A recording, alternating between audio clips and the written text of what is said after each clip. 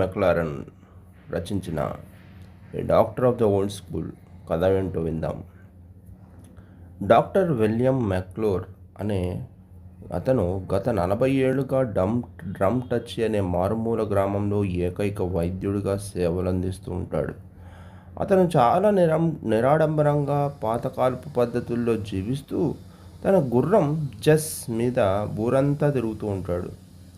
గాలివానలు, మంచు తుఫాన్లు అని చూడకుండా, రోగి పేదవాడా ధనికుడా అని కూడా అడగకుండా అర్ధరాత్రి అయినా సరే కొండలు, వాగులు దాటుకొని వెళ్ళి చికిత్స చేస్తాడు.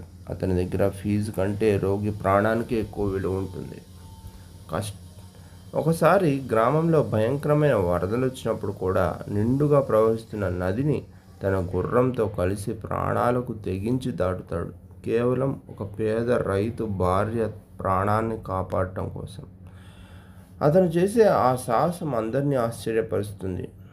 ఒక క్లిష్టమైన కేసును పరిష్కరించడానికి లండన్ నుంచి వచ్చిన గొప్ప సర్జన్ అతను ఎవరో సామాన్యుడు అనుకుంటాడు. కానీ అతను మెక్లూర్ను చేస్తున్న సేవ, అతని అంకితభావం చూసి ఆ సర్జన్ ఆశ్చర్యపోయి అతనికి తల వంచి నమస్కరిస్తాడు. డాక్టర్ మెక్లూర్ ఆరోగ్యం క్షీణించినప్పుడు అతను చేసే సేవ పొందిన ప్రతి ఒక్కరూ మున్నీరవుతారు. తమ కోసం ఒక తండ్రిలా, స్నేహితుడిలా శ్రమించిన ఆ వైద్యుడి పట్ల గ్రామస్తులు చూపించే కృతజ్ఞత వర్ణనాతీతం. చివరి ప్రయాణం డాక్టర్ మెక్లూర్ తన డ్యూటీలో ఉండగానే ఒక రోగికి చికిత్స చేస్తూ ప్రశాంతంగా కన్నుమూస్తాడు. మంచు కురుస్తున్న వేడైనా సరే అతని అంత్యక్రియలకు వేల సంఖ్యలో ప్రజలు తరలి వస్తారు.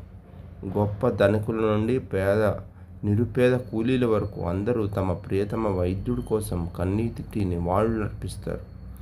ఒక మనిషి విలువ అతను సంపాదించిన ఆస్తిలో కాదు, అతను ఇతరుల కోసం చేసే సేవలో ఉంటుంది అని ఈ కథ సారాంశం. నిజం కాదంటారా?